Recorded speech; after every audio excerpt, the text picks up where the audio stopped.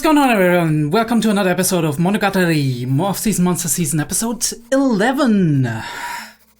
We're back.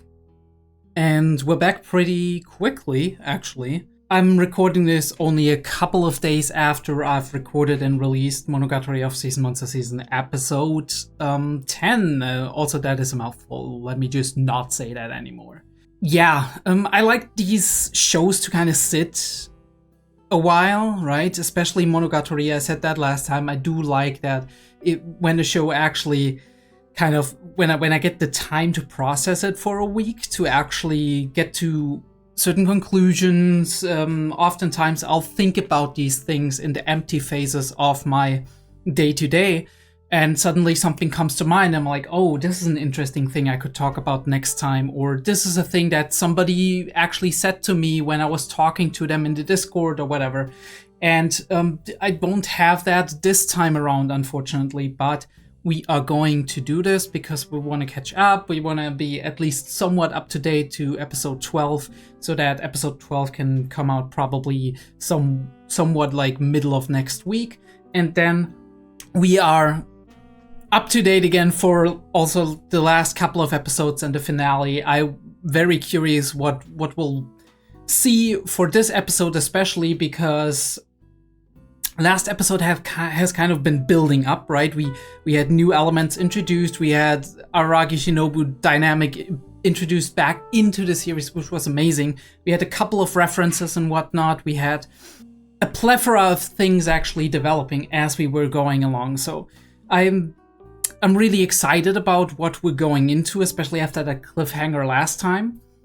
What do I expect from this episode? Well, first of all, I do expect heaven or hell or whatever it is that we're getting ourselves into. I expect more insight on Asarola/Shinobu, on what kind of state of mind we're at and how we interact with that as the main protagonist, as Aragi. I also expect that maybe we will be meeting Deathtobe in this actual episode, so that will be probably hype. A couple of people have been mentioning that last episode was maybe a little bit less in quality as opposed to episode 9, episode 8, and all the other ones, which I didn't feel while I was watching it, but looking back on it, I see a couple of scenes where maybe the art wasn't as good as it normally is for Shaft standards. Some people have been saying it's been the worst in the entire season, but I can't really definitively say that. And even especially that is, of course, in relative terms, right? Because this entire season has been absolutely amazing and hype. So obviously we are saying that in relation to all of the other Monogatari episodes and not to other anime or whatnot that are oftentimes a class or two below what Monogatari actually has to bring to the table. But that actually brought up an interesting topic, and that is that a lot of us, even though we are going into this series, we're all loving it the same, we're all having our favorite characters or whatnot, and we love the idiosyncrasies of what the Monogatari series has to bring to the table, the Socratean dialogue, the way the entire cognitive landscape of our characters is being put down, the way we challenge and question societal norms and all of that. We do love that, but we are apparently just going into this with different priorities as well, because some people find, for example, episode 9 and episode 11, I haven't been spoiled, I've just heard people really liked episode 11. So episode 9, for example, people do like a lot more than episode 10. Some other people like episode 10 a lot more, like me, for example. And I've been talking to a couple of people in the Discord. Shout out Kochen zum Beispiel. I was actually changing into the German. I'm not gonna cut that out. I'm gonna leave it in. I was changing into the German because Kochen is a German word, right? It means cooking. Shout out to Kochen in the Discord, and he is actually really into the mystery parts of Monogatari, where we're building up the mystery, right? We're putting out little breadcrumbs, and we're following the trail and whatnot. And me personally, I'm really into getting into the thick of it, right? And that is probably also related to me doing reactions at this point in time, because when there's in the beginning of an arc, there's not as much we can analyze, right? We can go into stuff and be like, okay, this could be an important plot point later, or we can go into a couple of interesting, cool jokes or visual metaphors. But in the beginning of an arc, oftentimes you do have a lot of jokes and metaphors that are very self-explanatory, right? You say one or two words about it, and immediately you know what people are talking about, what the metaphor is supposed to mean. Because obviously you can't be too specific because it can't relate back to the arc. Obviously going back after a couple of episodes, you can point out little moments that at a first viewing you didn't really realize because you don't have the context of hindsight. And then you're like, holy shit, this is actually pretty cool. But this is like the rewatchability aspect of it and not the first watch effect. And on the first watch effect, I find that for me personally, oftentimes the first 1 or 2 episodes of a new arc are oftentimes less exciting for me than this, like being in the middle, in the thick of it, or being at the end, because there the metaphors actually hit home, right? Everything connects, all the synapses, all of the associations we made during watching this arc and just paying attention and everything, it just makes click. And this is what I love about it, because you can analyze the shit out of it. And this is the exciting part, because right, more characters are being introduced and it's all starting to make sense, right? That kind of deal. And this is what I like about it, but other people seem to really also like new characters being introduced or old characters making a return and all of these things and the mystery building up and all of that stuff. So it's really cool how the same series that is absolutely top quality can be peak for a multitude of reasons for different people, just by its mere nature of having so much interesting and very excellently produced stuff in it. And yeah, I think this is about what I wanted to talk about. There's one little shout out. Apparently the moves that Shinobu did at the end are kind of a reference or a direct reference to what was it? Katakanagatari, which is also no, not katakana, it's Katanagatari, right? Like the sword, which is also a work by Nisio Isin that at some point had an anime. I think it had an anime, right? And some kind of animation, and it's a direct reference to that. So I didn't know that because I haven't seen Katanagatari. If I'm supposed to see that at some point, do let me know. I think it's pretty short, so I might be willing to do it at some point when we have like less content going on and in between transition phase, and we could do that when Monogatari is not in our current setup anymore. That would be a cool thing to do. Maybe do let me know if that's something you would like to see, or if there's other stuff where you have like, no, this is not a priority. I've also seen at some point in time this other series of Nisio Isin, which is, I don't even know how it's called anymore, Kyubi Cycle or something like that, which is like on that island, and we have like some kind of almost detective story going on about who did the thing, right? I've like watched 3 or 4 episodes of that one and didn't watch it to the end because other stuff had been coming up. Kind of a pattern in my life if you pay attention to my reactions and all of that stuff. But yeah, I'm really excited and can't wait to get into episode 11. So let's just start it up, right? Let's just get right into it. Also, sorry if I'm sniffing or kind of clearing my throat a couple of times. I'm not the healthiest kind of person right now. And by that I mean I probably have like a very minor cold, so it is what it is. In the frame, Monogatari Off&Monster season. Episode 11. We are starting with chapter 18 apparently. And just for reference sake, I'm normally putting that on the screen as like a text or something, but I'm gonna do it like this time around. The first frame is like 001 is gonna be the first frame of Araragi right here, okay? So, Monogatari Off&Monster season starts in a 3, a 2, a 1. Alright, we are back in seemingly heaven? I don't know. Even back then it was, yeah. The quick flashes, holy shit, we need to read that, but I know what what it said basically. 美しい目。アセド A ラ姫 beautiful が princess 天国の住人 from であること Soko. にどうして文句がつけられましょう。 Alright, so いかんぞ。早くも僕の苦笑がおかしくなりつつある。 ooh. 天国の住人どころか天国の女王様と言われても納得できる。アセドラ姫がここにいることは何ら不思議じゃない。不思議なのは The Queen of アラ Heaven. ラギ恋人がここ If に she いる said ことだ。 that, I'd be convinced. それは私が荒らぎ様を招いたからです。 Ooh, okay, a direct invitation. 僕が数ヶ月前、吸血鬼星から分離されて地獄に落ちたように、アセロラ姫は600年前、キスショットアセロラオリオンハートアンダーブレードと化したとき、その時死んだ美しき魂が分離されて天国に登ったというわけですか。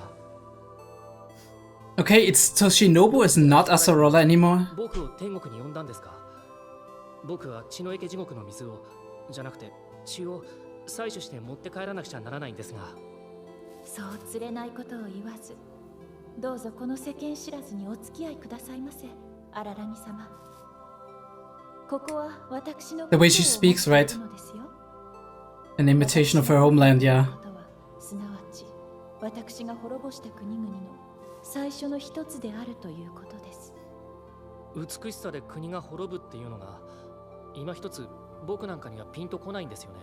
It is a concept though, right? In アセロラ姫、 history. あなたがいなくてもいつかは滅ぶ国だったんじゃありませんか。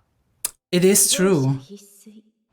いえ、どんな美しいものもいつかは滅ぶ。そうおっしゃりたいのでしょうか、荒らぎ様は。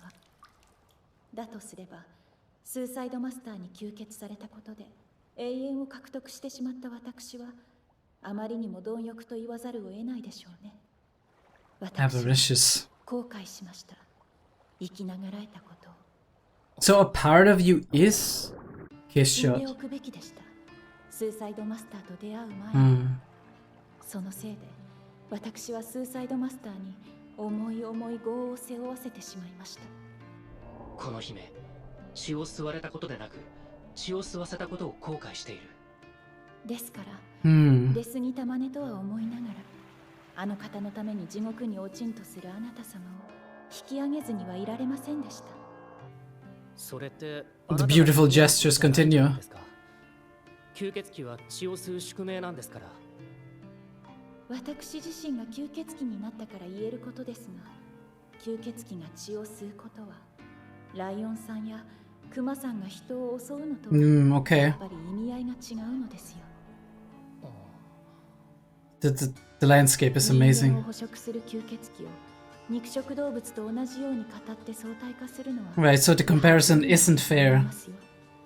しかし、もしもその点が同じなのだとしたら、私は絶滅危惧種の生態系を変えてしまったことになりますね。その方が罪としては重いかもしれません。 Heavy sin of disrupting the 今 ecosystem. ではもう遅いかもしれませんが、絶滅危惧種を保護する意味でも、私はスーサイドマスターを助けたいのです。Safer, but what does that mean, right? In which つまり capacity? 姫様はスーサイドマスター女子を救うために僕を引き上げたということなんですね。はい。あなた様をそんなに悪いやつじゃないとは、実は思っていません。天国にも血の池地獄ってあるんですか。そちらの方が近くて調達しやすいとか。 Is there a way to cleanse her? 血の池地獄はありません。この世界における私や荒波様の居場所と同じくらいありません。ひょっとして僕たちのやっていることが全く的外れだっていう忠告でしょうか。血の池地獄からコップ一杯分飲み薬を救ってきたとしても、それはスーサイドマスター女子を回復させる特効薬足りえないと。いえいえ、そうではありません。 Yeah, it would, but しかし、あの方はそれを口にしないでしょう。 she will refuse it. 受け入れ Why? ることはないでしょう。 Because she doesn't drink what she あの doesn't 方はグル kill. メですから、一発の、そして一流の食道楽として意に沿わないメニューは摂取しません。 Oh, that too. Yeah, yeah. Right. 私が荒波様にできるアドバイスは、スーサイドマスターにとって甘露となる特効薬があるとするなら、それはバリエーションに富んだ血液のドリンクバーではなく、よりすぐった誰か一人の抽出された血液だということです。 From her. 例えば例えばこの私の血液のような。目をつむってください。So it affects him as well. それはもちろん面をかけたままでは接吻ができませんから。What are we doing here? 目をつむってくださいとお願いしたのはそういう意味ですよ。It is so weird because... What? No! No, no, no, no. Oh, yes. And it's the same style.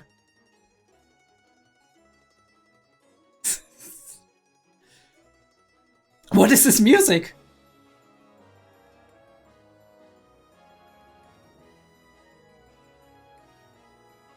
It kind of sounds very familiar.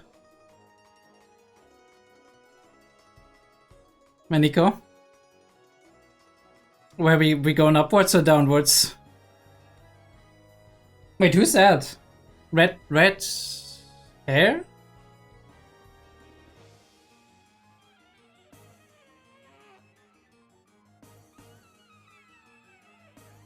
Shinobu eating donuts.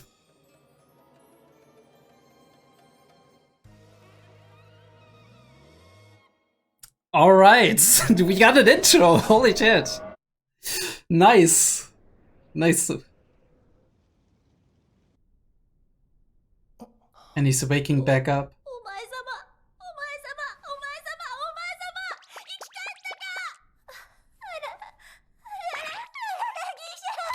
Don't fucking rip his ahoge, what are you doing? コヨミンが全然蘇生する様子を見せないから、うっかり失敗した相棒ないしは友達を殺しちゃったんじゃないかって。Okay, you took a little bit 子たちは実績 of の上に time. やられていたんだよ、今の今まで。暇でしょうがなかった暇な私に連絡が来た。怒っているんじゃなくて私は傷ついているんだよ。もう少し信頼してもらえていると思ってた。どう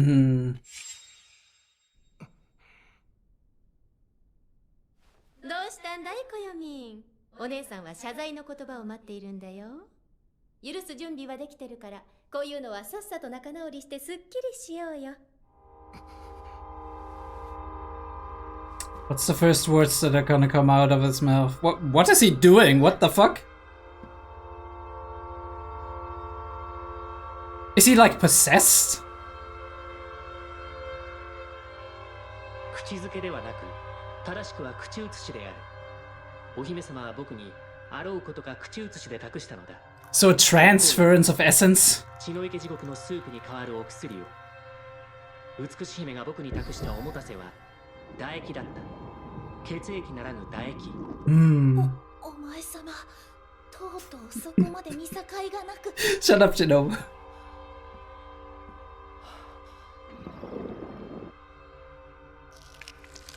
It actually works.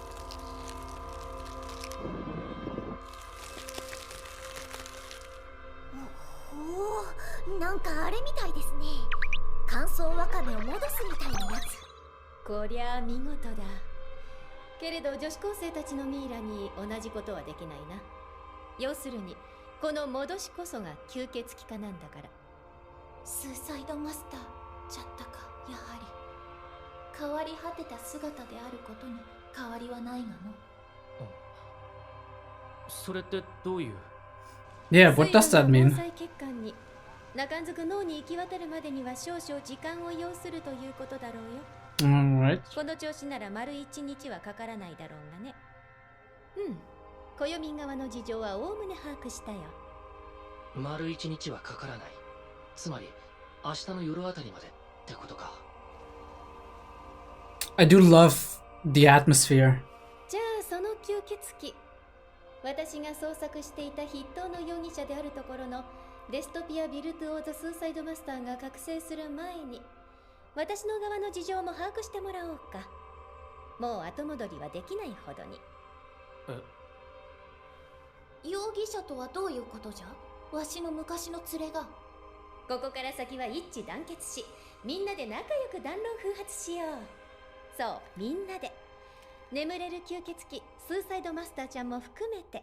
Don't we have to wait for her to wake ま up ず報 then? 告。第4のミイラが発見された。No, and she's down for the count. ミイラが Yeah, I mean that confirms what we already thought. 発見された状況から犯行時刻が今夜のうちと絞り込めるなら、スーサイドマスターにはアリバイが成立することになるのだろうか。She kinda does. この神域でかくまわれていたということは、彼女はこの神域で見張られていたも同然なのだから。第4の被害者、第4のミイラは関宮美佐子ちゃん。言うまでもなく直江津高校の女子バスケットボール Yeah, she's also a member of the basketball team, right? Makes sense. のうちの一人だ。どこで発見されたんですか？ Alright, lock in, lock in. 水底に重りをつけて沈められていた。見つかっていない被害者がいる蓋然性が高いという。So it's not like, look at me, here I am. It's more like, let's hide her. ひどい場所だ。悪意さえ感じる。陰湿で歪小な、そしてかなり一般的な人間性を感じる。So is it Key? となると、もう一人の行方不明の部員もどこかでひっそりミイラ化していると。Well, it isn't. I'm stupid, right? She's right there lying. できる要素はなさそうだね。5人目で終わりとも限らないし。5人目、奇跡そうわちゃん。今も全力を挙げて捜索されていることだろうが。私だったら土に埋めますね。より見つかりにくいでしょう。と言いますのも、私がスーサイドマスターさんを保護した時の状況がおよそそんな感じでしたから。土に埋められとったのか、スーサイドマスターが。 It becomes stranger and stranger.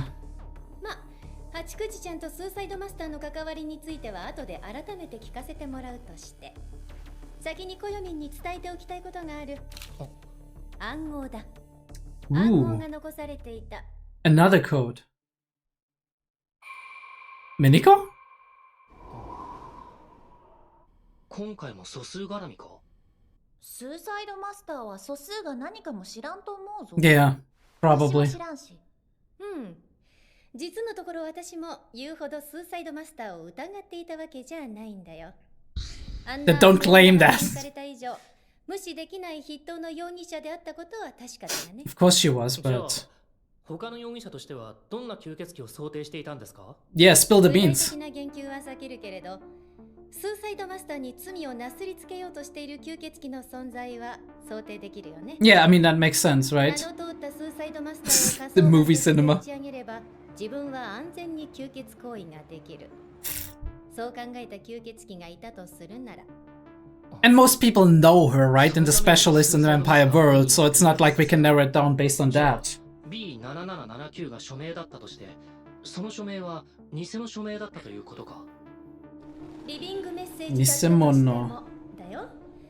もしも吸血鬼が女子高生に対して我こそは必死にして万死の吸血鬼デストピア・ビルトゥオーゾ・スーサイドマスターなりって名乗りを上げたら、それを鵜呑みにした被害者はその名を残す公算が高いだろう。ただしスーサイドマスターは忍ちゃんと違って無害認定されていない吸血鬼だから、たとえこの件に関して無罪だったとしても、 This is very interesting. とって対峙の対象にはなるんだよ。まあ、 We never seen her face when she introduced herself, right? We have only seen like the mantle and like the 忘れ like てはならないことがある。 the paper ダイ drawing. さんは影縫さんを呼んでいる。不死身の怪異を殴り殺すことができる業界唯一の人間兵器を。その点についてはあんまり考えたくないな。どういう状況 We で keep switching 発 use. 見されたんですか？カングーちゃんのミイラは貯水湖に沈められていたっておっしゃいましたよね。女子高生が普段使いしているツールにメッセージは残されていた。携帯電話だよ。 Okay, and the smartphone was somewhere else. これはメッセージなんじゃないかと解釈した。暗号なんじゃないかと。わかりました。ガエンさん、明日の午前中まで回答を待っていただいてもいいでしょうか？ I'm sorry. その辺は任せるよ。私は何でも知っているけれど暗号は苦手だ。もっとも暗号を残していたことよりも暗号を携帯電話に残していたことの方が材料としては強い。 Somebody who can use a こ cell れまでの phone. 被害者のそれと違い、ロックが解けている。 Oh, that too, of course, right? これで被害者の個人情報は私に筒抜けってわけだ。さてと、次はお待ちかね、八九時ちゃんのお話を聞こうか。Alright. 口だからその辺の説明を荒らぎさんたちには後回しにしていたのですが、黙秘権を放棄し、インフラス権を活用します。 You go, Hachikuji. Let's do it. あれは今から1週間前のことでした。Like a famous playwright, alright. を通過する怪異を私は蹴取りました。で、その時やってきた怪異が他ならぬ、決死にして必死にして万死の吸血鬼、デストピア・ビルトゥ・オー・ザ・スーサイドマスターさんだったというわけです。少しは亀よって顔をしないでください。失礼、噛みませんでした。とでも言うとお思いですか？まあ、見た目につもりはありませんけれど、脅威は感じませんでした。というのも、スーサイドマスターさんは境内に着地するにあたってわざわざ私をよけてくださるよう She didn't destroy the place. 気遣いを見せてくれましたからね。わざわざ私をよけたせいで着地に失敗し、コッパみじんの粉々になっちゃいましたけれどどうやらまた死んでしまったらしい。なんておっしゃってましたよ。口癖なんですかね、決め台詞なんですかね。 It is. で、復活した彼女は私に来訪の目的を告げました。かつ Okay. ての友であるキスショットアセロラオリオンハートワンダーブレードを訪ねてきた。なんておっしゃって Straightforward, as we have い heard るよ it. うには見えませんでした。何より私は道を聞かれて教えないわけにはいきませんでした。そういう神様ですから、迷子を導くのが役目です。忍さんの This is 現状 funny. にはあえて触れず彼女を送り出しました。なので、てっきり私はその後、感動の再会を果たされているとばかり思っていましたが、1週間後、つまり今日、もう昨日ですかね、無残にもこの山に埋められていたミイラ化した来訪者を、私は So what happened between, right? What happened in that time? なるほどね。まあ想定の範囲内 Ooh, that music. そこの目的も含めてね。ただし結界を突破してというくだりは気になったね。なんというか、そんな真正面から来たとはあんまり思っていなかった。吸血鬼なのだから体を霧にするなり影に潜るなり方法はいくらでもあるだろうにね。しかししのぶちゃんに言わせれば派手派手な登場の仕方こそスーサイドマスターのスーサイドマスター。 We know that too, right? She is kind of flashy. 私も噂レベルではそう聞いている。ただ結界を通り抜けられた理由がね。あ、それはつまり彼女が強力な吸血鬼だからなのじゃないだろうか。結界だろうと魔界だろうと力ずくで突破することは無理な相談ではないはずだ。まあそうだね。そこは本人を尋問すればわかることだしね。本人に話を聞くしかないというのはまさしくじゃの。わしも少なからず気になってきた。 Yeah.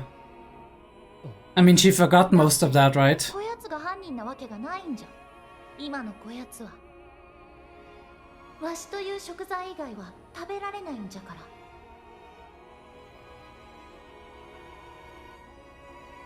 わしももうその頃の記憶もおぼろげじゃな。わしの前でスーサイドマスターはみるみる弱体化していったよ。もともとの姿はわしの完全体よりも年上の壮烈で妖艶な熟女じゃったというのに、見る限りあの頃よりもさらに対抗したようじゃの。 Yeah, starvation. 美し姫の血液を口にしてしまえば他の人間の血など水よりも薄かろう。 So did it change her on a molecular level? スーサイドマスターが街行く女子高生を襲うなど、 It doesn't make sense, そ right? んな暴飲暴食に打って出るとはわしには思われん。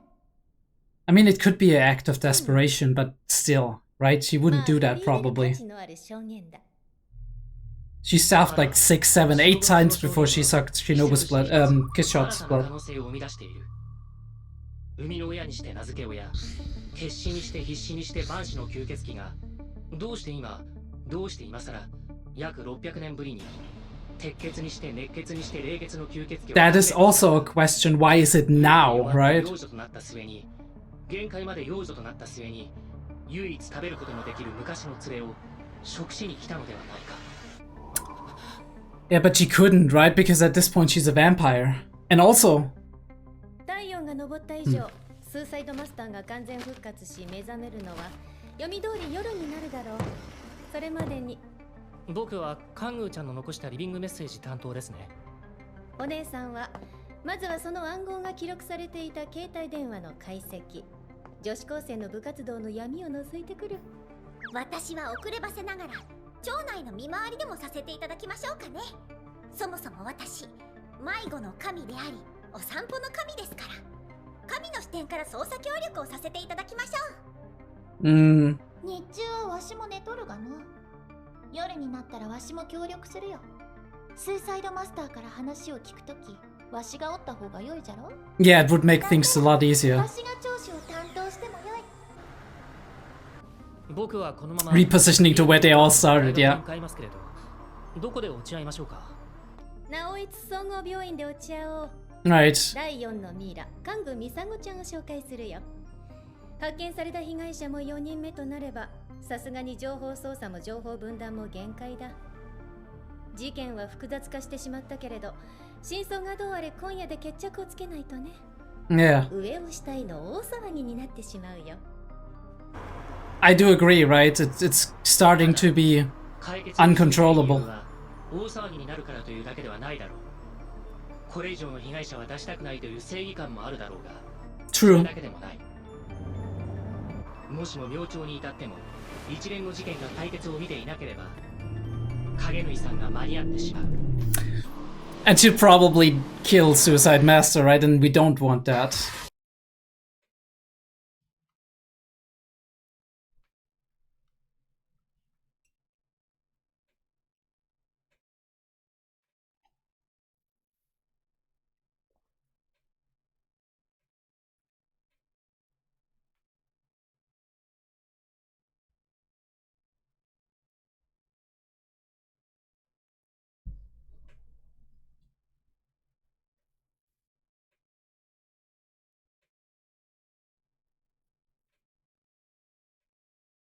They really cooked with this one, right?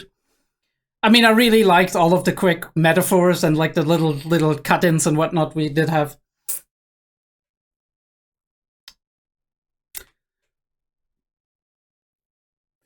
And the mystery is starting to make more sense, right? We get information, critical information that we needed. But there's still some piece of mystery here. Who is doing it, right? And why is Suicide Master here now? I mean, we do know from her narration that she heard that Shinobu has been, or that Acerola Kishshot has been defeated. But it has been at least a year ago. I mean, I guess this could be the time that the information travels, and now we're... And they don't know that, right? So this could just be all there is to it in terms of the reason.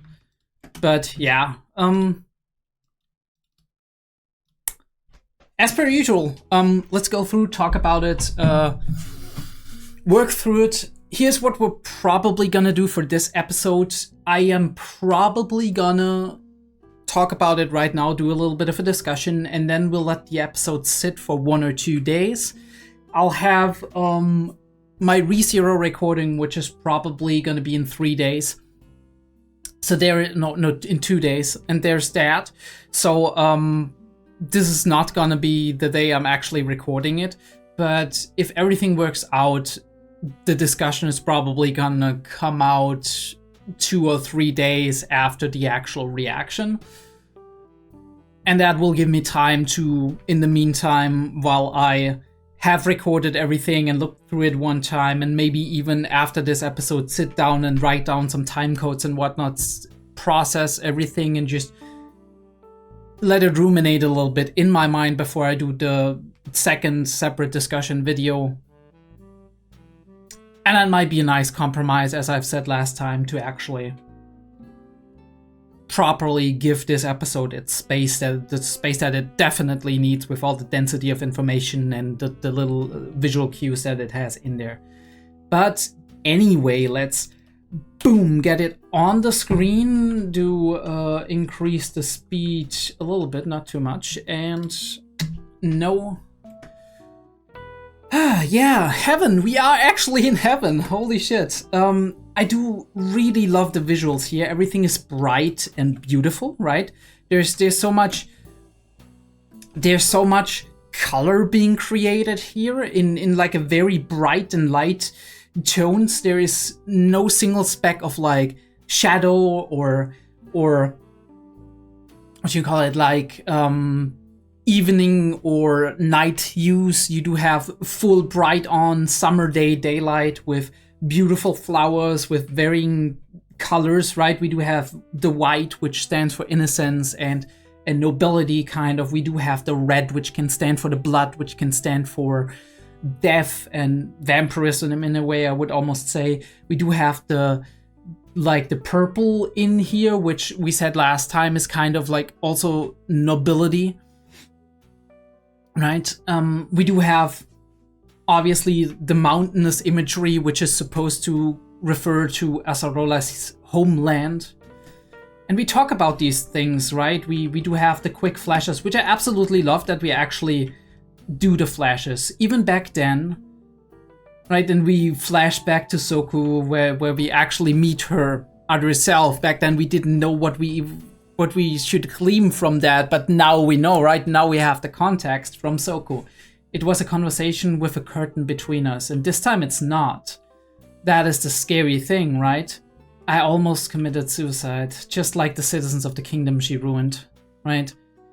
It affected him so much, and here she's wearing the mask just because of that, right? Because maybe, I feel like Araragi is less affected than other people would be, but he still feels it to a very, very heavy degree. And I think this is maybe comparable to Deftopia, right? To Suicide Master, how she was affected, right? She could converse with Azarola mostly, but if it came to certain things, right?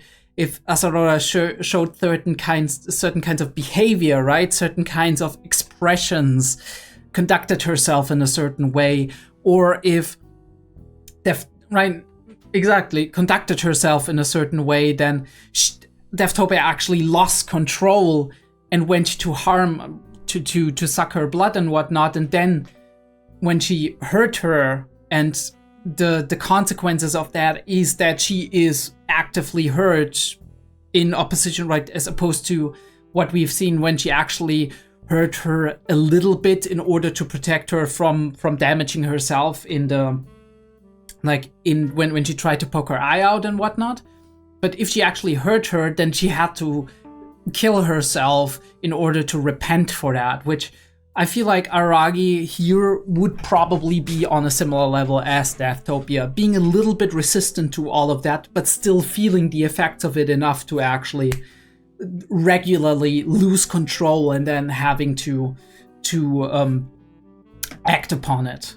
I do love the multiple layers we're using her. Frontal layer being the red flowers, the mid layer being like the white flowers, and the last layer. No, I think even there's another 2 layers, right? One of the layers being the mountains and the crops that are in the back, and then we do have like the river stream and flowers behind them, which is another layer. So we have 4 layers going past while we are talking here, which is insane.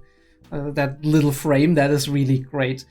Beautiful princess. And we zoom up the full frame, and he's going on his knees. How can I possibly make a complaint about that? And this is very interesting, right? The visual metaphor of the world revolving around her, right? The way we have an almost like elliptic thing that the flowers and the sky are creating here in the way it's shot, that makes it feel like she is basically Earth. I mean, he is too in the frame, in that specific frame, but she's basically Earth and the world kind of moves on her axis, which I absolutely love. My speech pattern is already starting to go awry. It's just like her to do so. I was told that not only is she an inhabitant of heaven, but the queen of heaven. I'd still be if I was told, right? It's just like a so if I was told that she's the queen of heaven, I'd still be convinced. Yeah, kind of, right? I mean, if you are in heaven and you're actually affected by this as a normal like citizen of heaven, right? And the mere fact that basically her environment in heaven, the space she's inhabiting, is basically a representation of her homeland. Now, obviously, this could be the case of like just everybody's got their own personal heaven, right? That is our conceptualization of heaven, could be, right? That when you go to heaven, you are inhabiting a space that is representing the maybe the happiest place where you lived, right? Or the way your origin, basically, right? Your homeland or whatever. Or this is an alternative explanation. Her existence in heaven bends the reality of heaven to match her homeland, right? Her environment when she was alive. The fact isn't surprising at all. What's surprising is the fact that Koyomi Araragi is here. Also really cool how it swirls around him, right? How the world now bends around him for a second in this frame. And it's because I have invited you here. Right, and we have the shot to the mask, right? Basically eye to eye, and he gets snapped back into reality. Just like how I was separated from my vampirism and sent down to hell for several months. Right? The Koyomi Araragi was sent down to hell, his vampirism was gone. When Princess Azarola turned into Kishot Azarola and had on the blade 600 years ago. The beautiful soul that died, then separated from her body and ascended to heaven, ? That is not like that is Araragi's theory here, right? I love how the two petals actually cross and then fly away. And we have like having that transition into the petals flying towards her and past her. And he doesn't get like, I don't think he's asking the question to her actually, which is, right, he's like kneeling down, speech pattern, we had that. And he's trying to explain this to himself, right? He's like, yeah, that makes sense. But she's not saying yes or no. So she doesn't know, I guess, in a way. I had a transition, amazing transition. Why did you call me upon heaven? I have to get water, I mean blood from the... Yeah, okay. And we think the blood will save her. Even the way she talks, right? Please take some time to keep this ignorant one company. Right? Obviously it's different in Japanese, but you do hear it when she's using the kashira form and all of that stuff, right? I think it's kashira. I don't know. Maybe I'm confusing that with, right? It's ReZero Day soon. But either way, like she's using the polite form in everything she talks about, like the very beautiful way to express yourself in Japanese, right? The super, super polite way.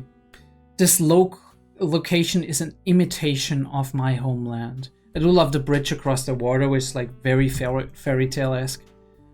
But by my homeland, I mean the first country you ruined. And she's like doing that tilt. Kind of in memory, right? Looking up at the sky. But also in a way, just like maybe throwing your head back in dismay.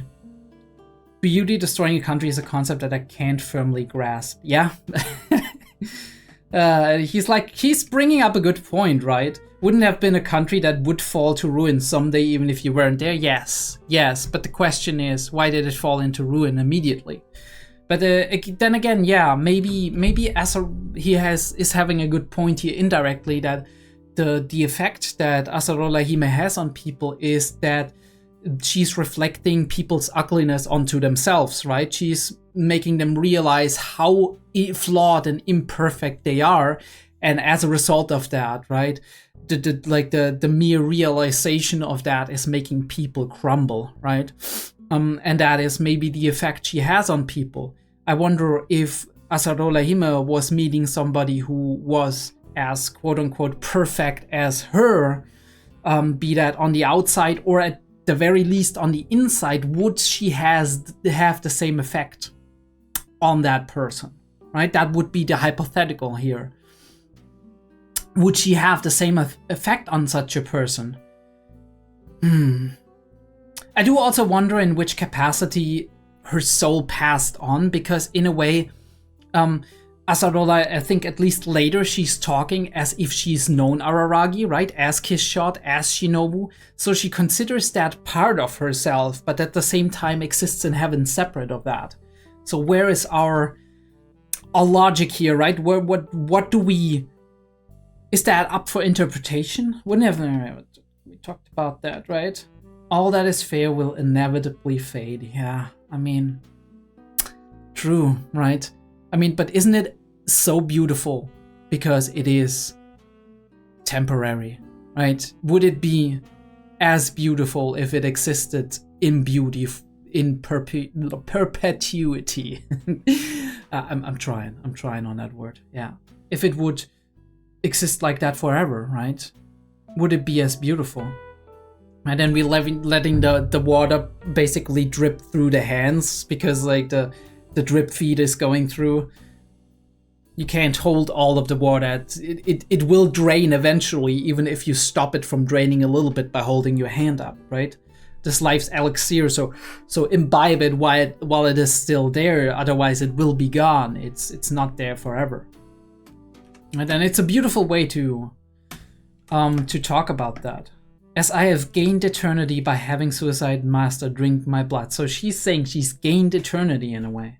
You can say that I am all too avaricious. Avaricious to greedy. Avaricious is greedy. I regretted my survival. And I did see that, you cheeky fucks, okay? I did see that.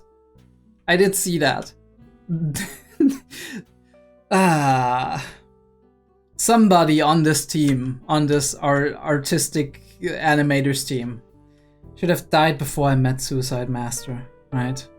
And it turns orange and red, and in a tragic way. We saw that last episode when we zoomed into Kiss Shot when she's standing on the mountain of corpses looking downwards. She doesn't regret that her blood got sucked. She didn't regret that she allowed it to happen, right? And she's like, I regret that I maybe brought this upon the world. I'm interfering with things, but I could not help but pull you up, and you were willing to fall to hell for her, right? You're willing to take that sacrifice.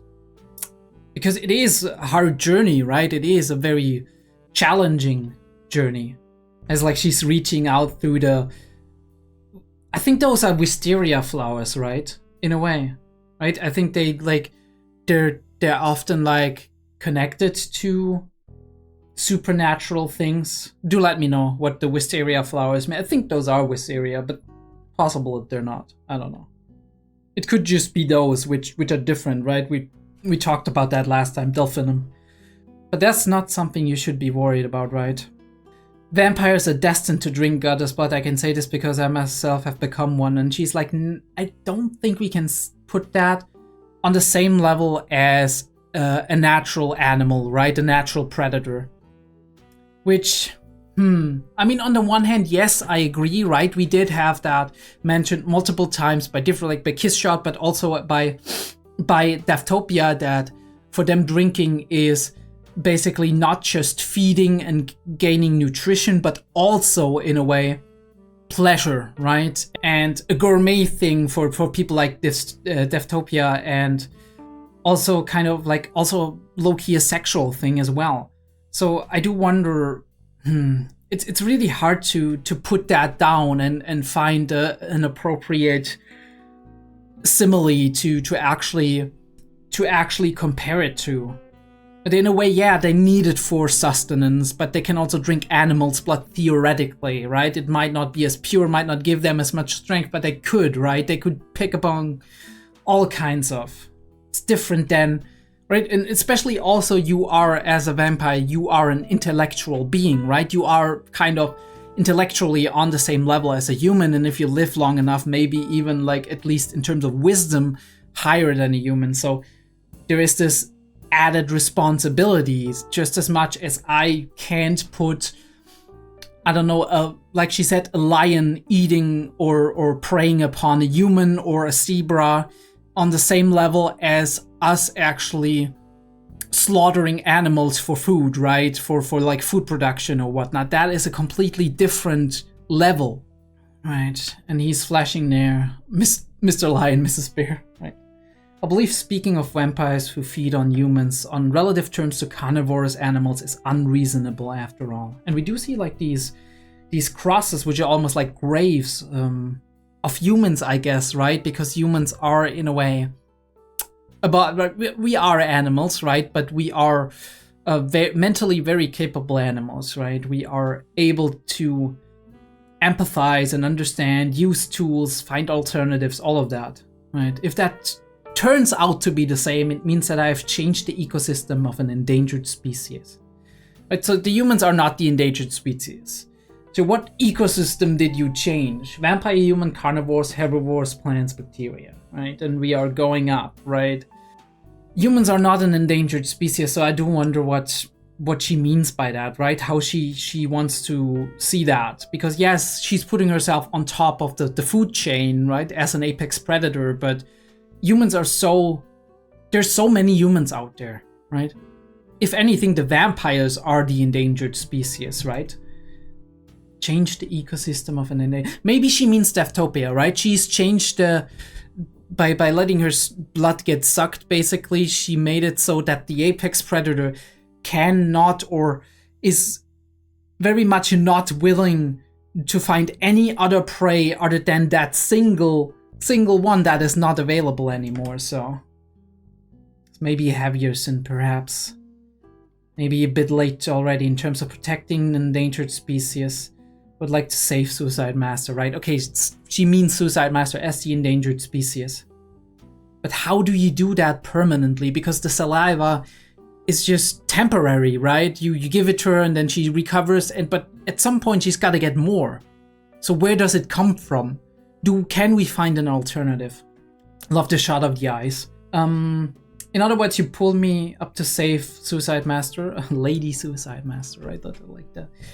Put respect on her name. I love how the tree is now, again, like this is a repeating imagery. The tree is standing between the two of us while we're talking, while we're conversing.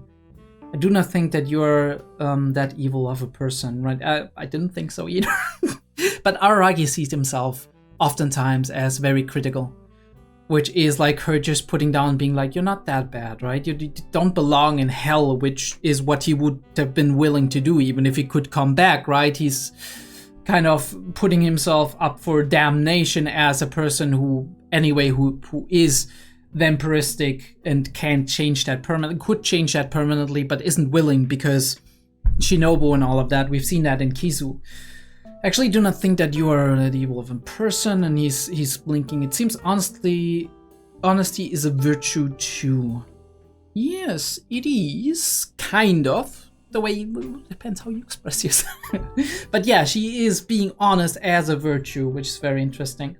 And he's just like realizing that as he's hearing it from her, right? Realizing it as it's coming from her, as opposed to another person where he maybe wouldn't have that realization. Right, this is the effect she has on people. Right, and we're like, how do we actually get to there, right? How do we manage to get?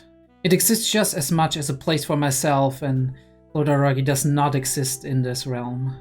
It existed. This is a weird way to phrase it.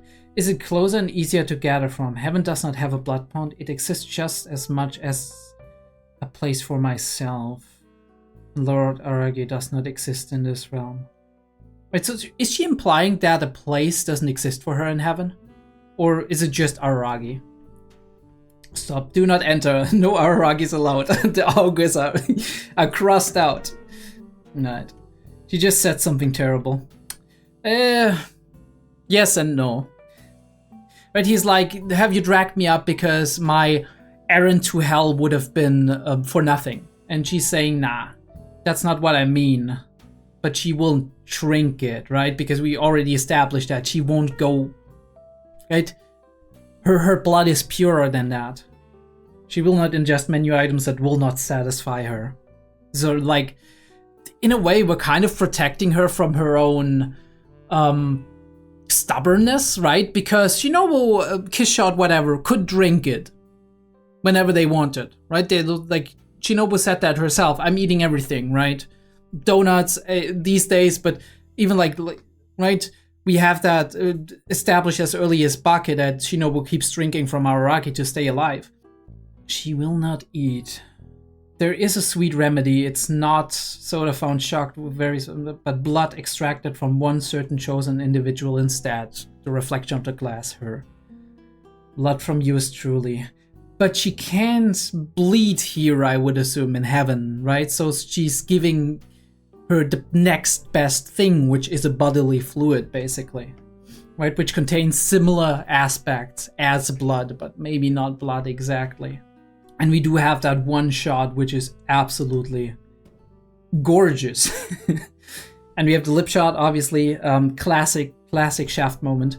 And I do wonder how that works metaphysically, right? Because we are like in a metaphysical space, like matter technically doesn't transfer, but what transfers is the soul. But I assume that technically by imbibing it and keeping it in your mouth, that would be like your form, the way your shape exists in heaven here is basically the form of your soul. So you imbibe it into your soul, and from your soul, once you're back in your body, you give it back, which, and I mean, suspension of disbelief, but this is how it works with supernatural stuff, right?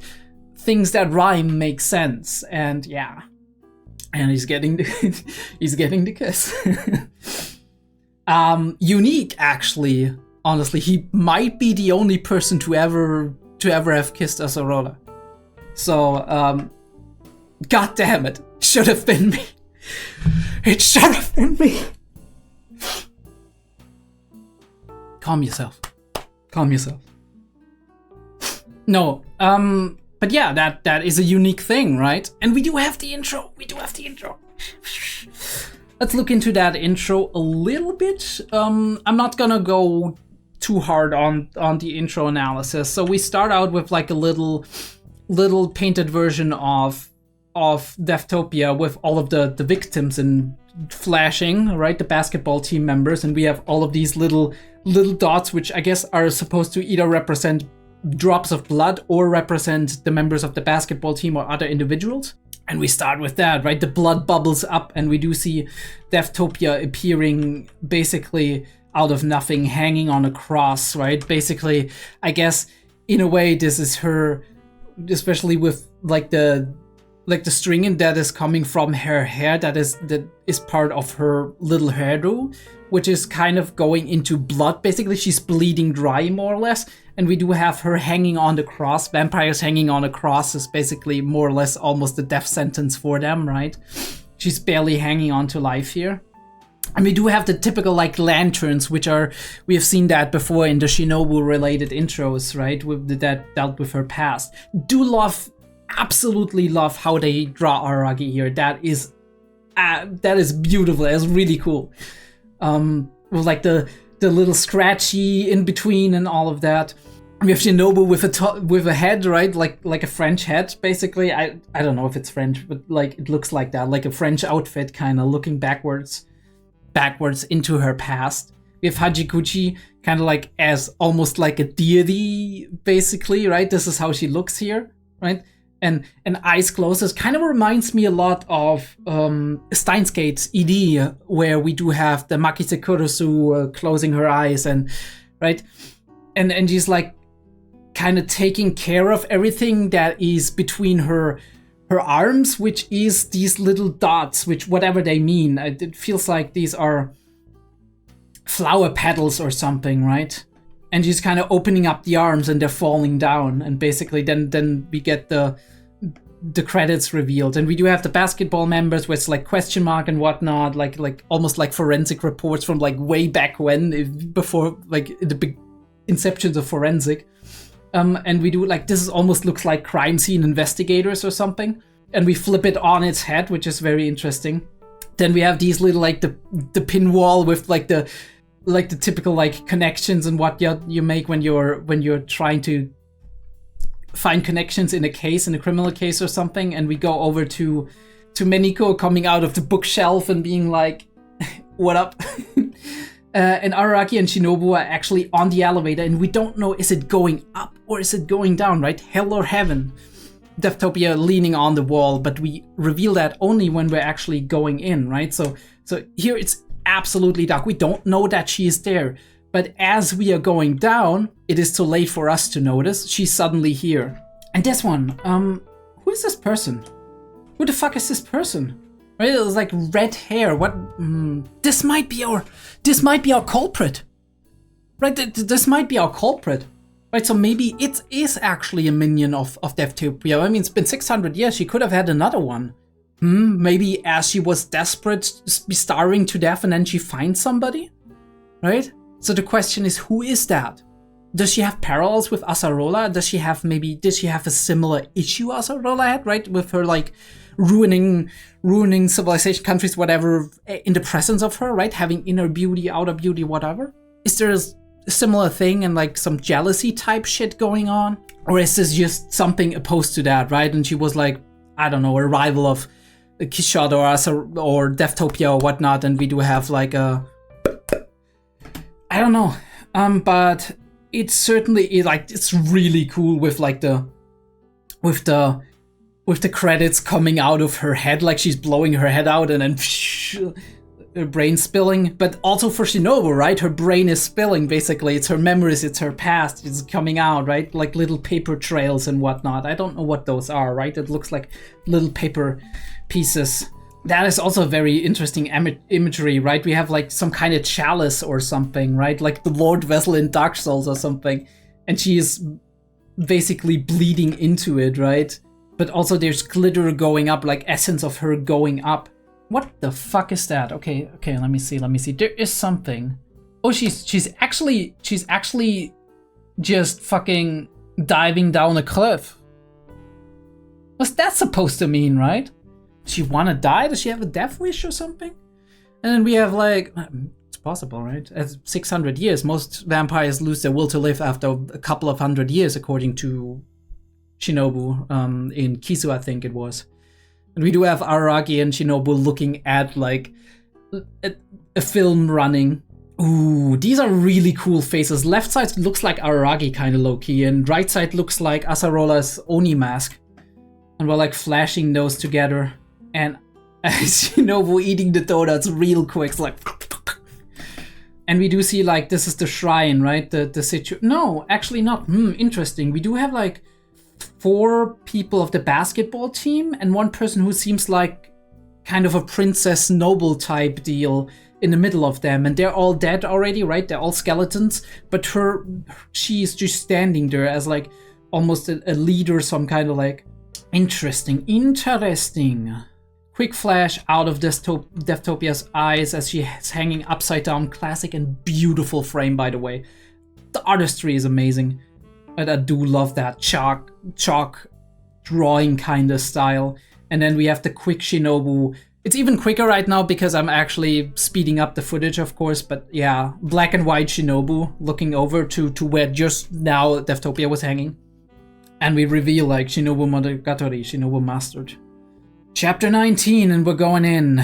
Dark of the night, top down of the town, and then we're going into Shrine Town. Aragi's opening his eyes, and we're being greeted by a very, very worried Shinobu and Hachikuchi, which is absolutely adorable.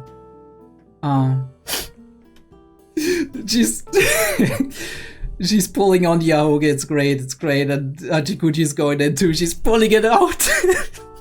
I love that Shinobu is not pulling it out, but Hachikuchi goes in, she's like, fuck, rip that shit out. In all her, like, worry and hysteria and whatnot. Somebody frame that, okay? Like, we need to make some kind of, like, poster or something, like some advertisement, and then just, like, Aragi's never living down these allegations. Maybe they're not allegations, maybe it's actually true. And he's question marking all of that. She's just sitting there, she's like, you kind of took your time, didn't you? But she's like, I've not been worried. But she has been, I think. They were like, shit, we messed up. It's like, what do we do? Let's call Garn. She's like, I was bored and didn't know what to do. Kind of sounds exactly opposite of that, right? You're just repeating that to put it up front because you sound very worried and mad, kind of. You're like, how could you do this to me, right? That I'm actually worrying about you, but you're actually not admitting that you're worrying about him. I love this frame. amazing frame, right? With the sword in here and like her hair flowing into the other border of the screen and all of that. And we do have like the little droplets flying, which is almost like her spitting her words out, or maybe even like we use that for Araragi too when he's starting to sweat out of being nervous. We can also use it in terms of like to express somebody almost crying, right? So definitely, right? The way she grits her teeth as well. She was worried as fuck. And she's angry too because of that, right? Because you made her worried. And she's hurt, right? And that makes sense, right? She's like, you didn't trust me. I didn't trust you either. God, maybe you should stop acting so sus. Maybe you should stop acting so sus. Then we can trust you, okay? Like, stop acting so sus and stop keeping information behind the bench just because you think it's better that way, alright? How about you trust Araragi a little bit more? I mean, you already trust him with certain things, but sometimes I feel like you don't trust him enough to say specific things, and then it's like, why you not trust me, right? I can't trust you if you don't trust me. But yeah, maybe I'm wrong there, right? That is my perspective, like my subjective perspective on it. Sometimes Gaon feels like she's like just keeping information back because she doesn't trust you with the information. And how am I supposed to trust you if you're not if you're not trusting me enough to actually do that, right? Should I just trust in you just having the complete control of everything all the time? Right? Sometimes, very oftentimes you are, but we did see, like, even in Ovari or whatever, there were moments where Gan was actually not in control, where she was like, shit, something didn't went the way I actually wanted it to go, right? And obviously we kind of managed to do it anyway, but that means she isn't perfect, right? So how about you trust our boy a little bit more? Because at this point, I think he has earned it. And we're giving the Yumavatari back. I do wonder if we used it, or if she was just waiting if she has to use it. I mean, to be fair, actually using it would have been part of the plan, wouldn't it, right? Killing with Kokovatari and then going in with Yumavatari to actually get him back after a couple of minutes, and then the people are like, oh shit, it didn't go well, right? Love the panels, by the way. Holy shit, we're only halfway through. Whew. This is gonna be a long one. Okay, just waiting for a word of apology. But, like, Araragi can't talk because of, like, this saliva, right? He's just standing up. I was like, dude, is he possessed by Azarola or something? But no, now it makes sense, right? I love the angle from down up, right? From, like, basically Deftopia point of view, although she's not conscious. And we're going in. And then Araragi explains it posthumously, and we have, like, the water going in. And he's actually, but that is amazing. Him opening his eyes and actually still seeing the flowers from there. Absolutely cool. And how we're like dotting in everything, right? You finally have become this indiscriminate. It was like, I'm so disappointed in you. But no. Wait. Why don't you do that to me? It's like, same difference. No, there's a reason to it. There's a reason, right? And we showed like the molecules, which is cool. And it's going fast, right? The little loading and like the hexagons, I love it. Yeah. It's like when you hydrate some dried wakame seaweed. Okay, good to know this is how it looks. This is amazing. Maybe I gotta try some myself. I don't know if we actually get something like that here. And she's like, so it was her after all. The fact that she's hardly recognizable still hasn't changed, which is very interesting that she's saying it like that. But we get like the explanation, right? Okay, we explain like the moisture and the capillaries of the brain, which is cool because we're flashing into the moon, which is suggesting that it'll take till the next night to actually do it. And I do love like the tree in front of it, creating the atmosphere kind of. And we're kind of planning it out, right? Again, I said it in that particular point in the reaction. I said like I love the atmosphere, and it was an amazing atmosphere that they created in those couple of seconds that they were pulling up the prime suspect, and we're talking about it, and she's just trying to get the information, right, which is understandable. Right now she does need to be filled in on what Araragi and Shinobu were doing, although she probably knows most of that, and then she needs to get filled in on what Hachikuji actually has to say, and then finally probably what Deftopia has to say. And she's saying like a fourth man may have loved the symmetry in this shot when we actually reveal that. It's like a very straight up. It makes you feel like, okay, let's get down to business. This is how it feels. Which, look over, right? In terms of like, you know what that means. Also, Shinobu going to Starbucks. I love it. Again, I love the shot of the shrine and whatnot that we're using. Not sure if I actually love the magic circles we're using here, but it makes sense because it's snails, right? 3 snails in a circle, which fits Hachikuji, of course. Right, and we talk about her, like the 4th victim, which she was apparently like attached and sunk at the bottom. So I do assume the person who killed her probably knew that they couldn't blame Deftopia anymore because Deftopia was kind of buried in the woods, which Hachikuji in a second is saying that she found her there. So at this point she couldn't blame her anymore, so she had to actually find a way to hide that body while the other bodies were strewn about, and actually hints were given that it might have been Deftopia, right? And we do know that, right, from the beginning of episode 9, where actually she introduced herself as Deftopia, but if we are to believe our current running theory, it is actually that this was a different person and they just introduced themselves as such. I mean, we heard the voice, but to fool the audience, we actually need to hear that voice. And at that point in time, Araragi and Gan believed that to be Deftopia, so we need to actually uphold that unreliable narrator, right?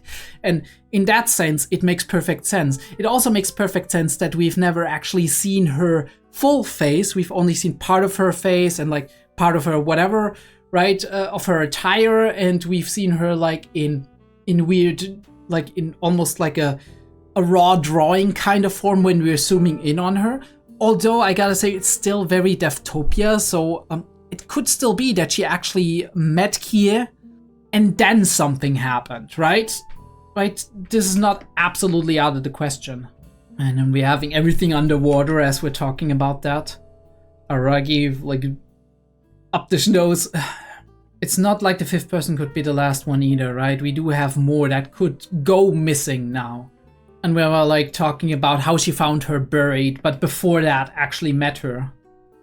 Right, and we need to talk about the code, right? It's like, hey, you gotta go to Miniko again and we gotta go figure out what this code has to mean on her phone. And this time she actually's got the phone and she got it unlocked, so she has all the personal information of the basketball team. So maybe she has maybe now it's an easier way for her to actually analyze what's going on there beyond just Higasa's and Kanbaru's statements and whatnot. And even Higasa stopped as the captain, so we don't know if she's still in those chat rooms and whatnot. And we bring up a very good point. Neither Shinobu nor Deftopia know or care about prime numbers, right? About higher mathematics or whatnot. That is not their world at all. I mean, they could know about it, but they were never interested in it. So Shinobu was like, I doubt she does know it either. So it's like, she definitely didn't leave that code. And she's like, I didn't suspect as much as I claim. I'm like, why did you claim it? Why the fuck did you claim it then? Stop it.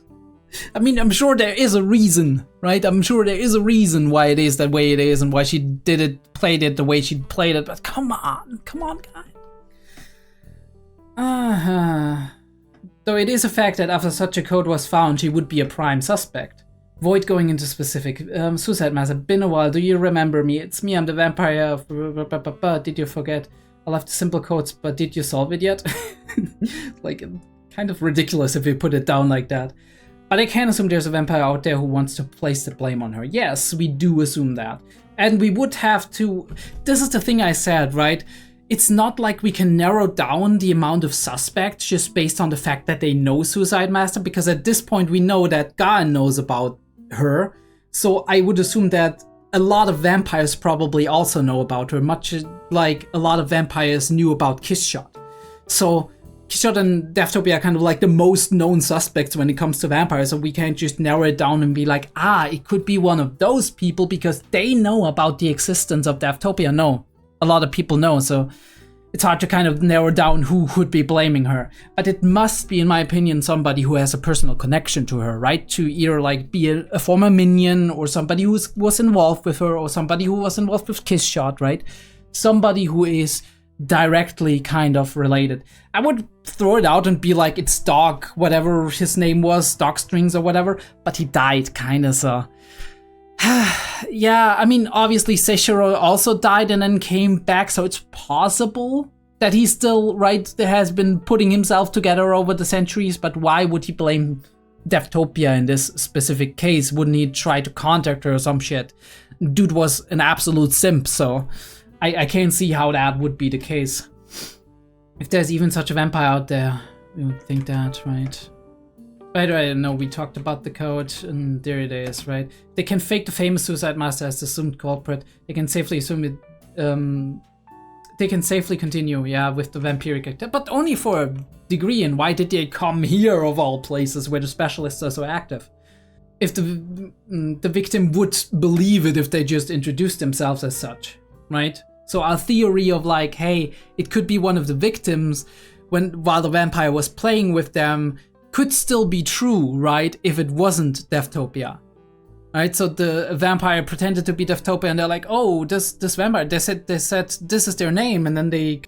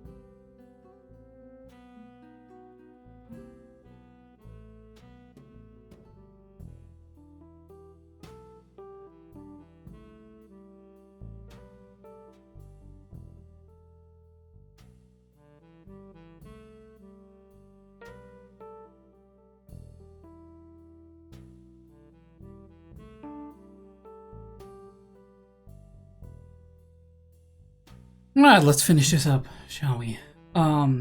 Called social media photos chat. Right, and it's just, yeah, okay. I love how we're introducing Hachikuchi's story, and we're starting with like her unzipping her mouth, or sipping her mouth. Well, because she's saying, I was forbidden from saying anything, so I had delayed the explanation of such matters to Aragi and company. But I will ditch the right to remain silent and use my right to spread the word. I don't think such a right exists. I mean, yeah, right of free speech, Hachikuchi. Meme Meiote. What does that mean, right? I know meme is, I don't even know. I think snail, right? Because we have Mayoi meme, which is Mayoi snail. But I don't know what Meiotein means, but I do assume it's kind of related to this kind of storytelling that used to be in old times when people were like artists kind of showing a story on stage like she's doing right here. And she's like telling the story, right? Apparition passing by, we have the little twitch of the ribbons of Hachikuchi, and we introduce the fan. I love it. It's really, really great. Shinobu's just feasting on them donuts, and she's like, did you think I'd say sorry I didn't flop or something? She can't stop it, can she? I wasn't caught off guard by appearance and didn't sense anything menacing, right? She's looking down on it, which is really cool. We keep changing the angles. Amazing. Your name's kind of panel, right? Falling star coming down, and she avoided her, right? Just like consideration for other people. I'm like, what? Hello? But yeah, this is Deftopia. She has a code, right? She doesn't need to kill people. Unnecessary death is like whatever for her, right? She's always eating what she kills, right? And she doesn't want to eat, so she's not gonna kill.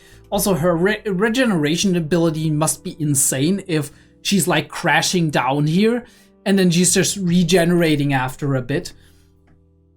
And she's like, seems I've died yet again.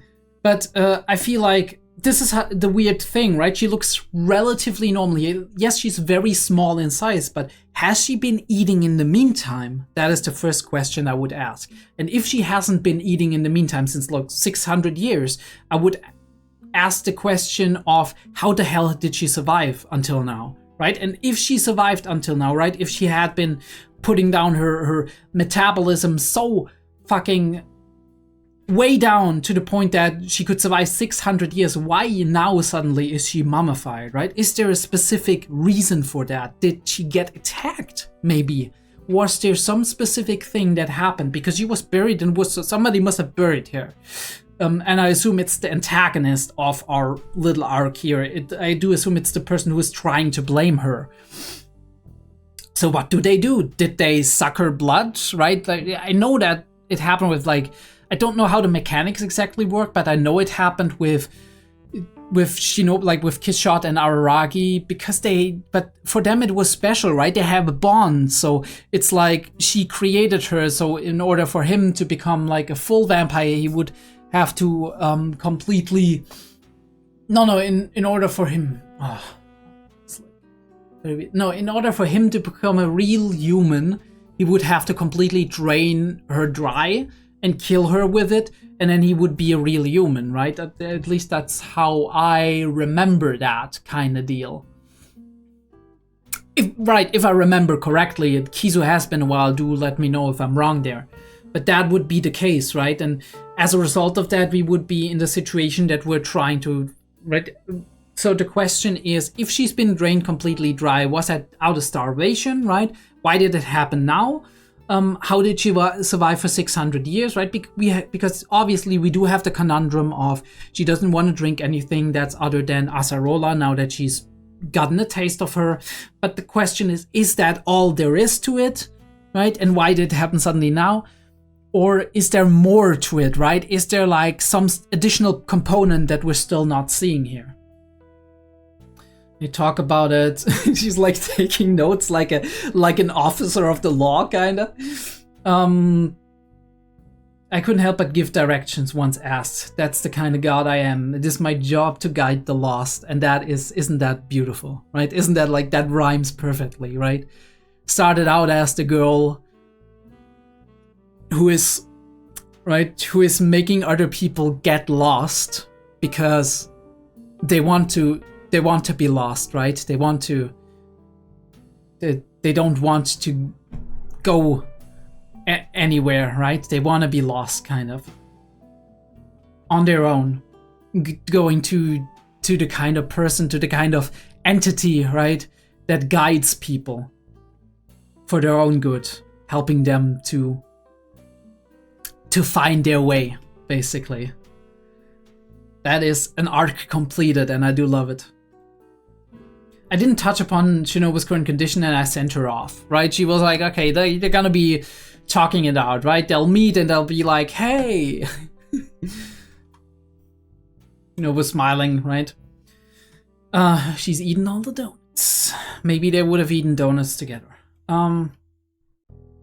It's very interesting how Shinobu acts very much like a little girl in many of these situations, while she is kind of the same entity as Deftopia, but Deftopia doesn't act that way, right? She's still acting the way she's acting when she's her mature self, supposedly, seemingly. And she was buried on the mountain, whatever that means. That's within the bounds of expectation, including the reason for the visit, right? However, the bit about breaking through the barrier is getting to me. How to put it, immigration. I didn't think she was the type who would come in head on like that, right? Who would just break the barrier, right? She would maybe knock. Dangerous goods are not allowed there. She's a vampire, so she could have turned her body to misdive into the shadow. So she could have, right? There would be alternative means than making a grand entrance. But she's like, But according to Shinobu, a flashy, showy entrance is what makes her Suicide Master, right?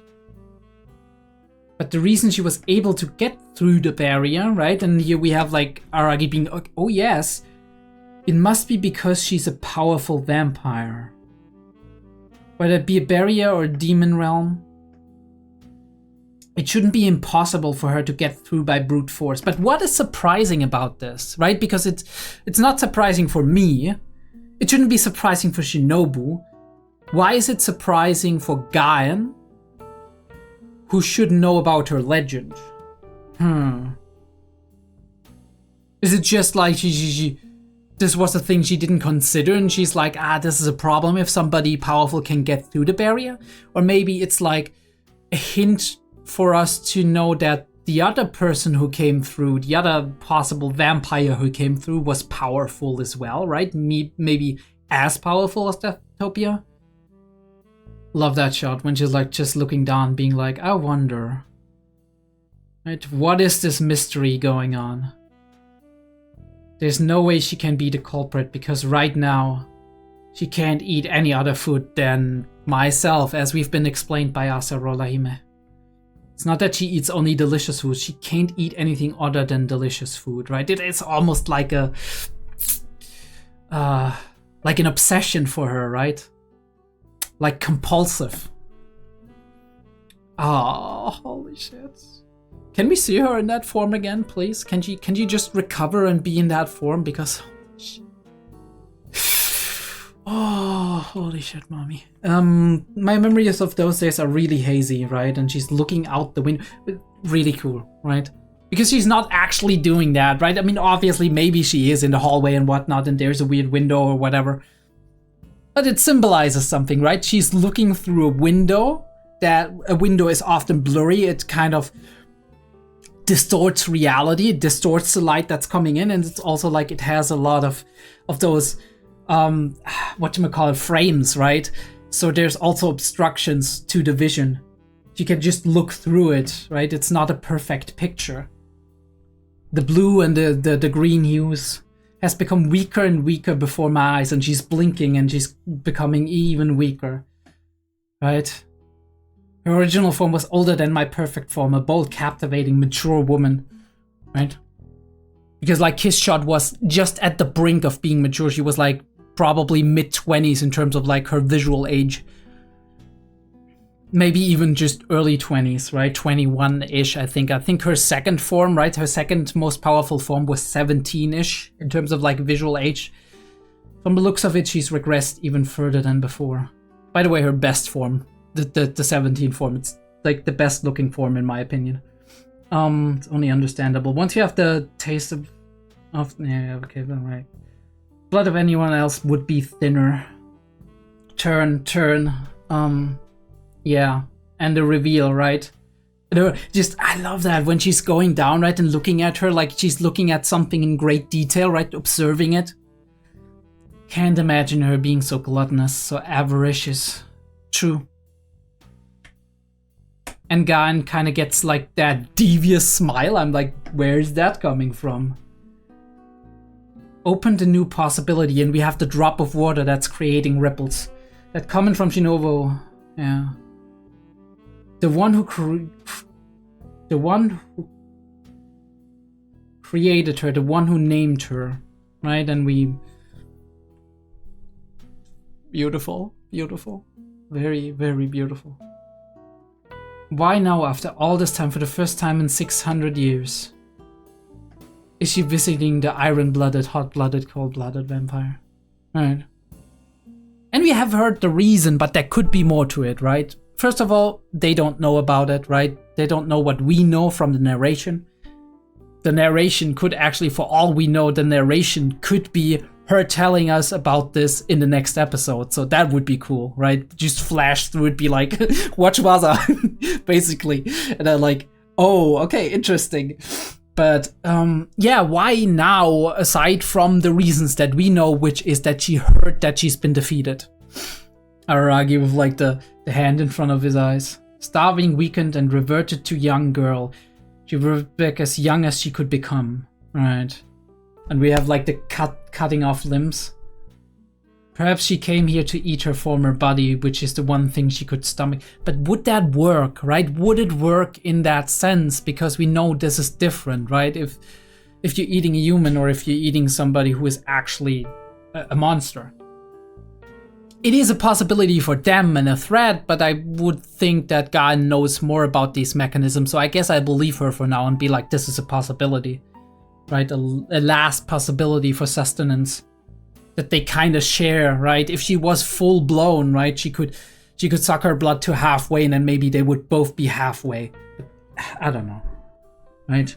She could be leeching off her basically while she doesn't mind what she's drinking, but even then, we have the question of if the soul of Asarola actually went to heaven and kind of split from the vampiric side of Kissshot, is she still Asarola Hime enough for the blood to actually have the same effect, the same taste, all of that? Right. Love how we're closing the curtain on all of this. Right, she's analyzing the cell phone. Aragi's doing the message, going to the university to actually get... We all have our jobs. Hachikuchi's patrolling the town to make sure that not everything, like that not additional things happen that we don't have any control over, right? Kind of observing everything, being like the person who's like, I'm gonna make sure that we keep an eye on things while all of you are investigating what you need to investigate. I'll peek into the shadows of the high school girls' extracurricular activities, yeah. Love that shot, right? With the sun just barely coming up, right? And shining in. We have a lead, basically. Indirectly, that's what it means. We have a lead, and it's kind of shining in.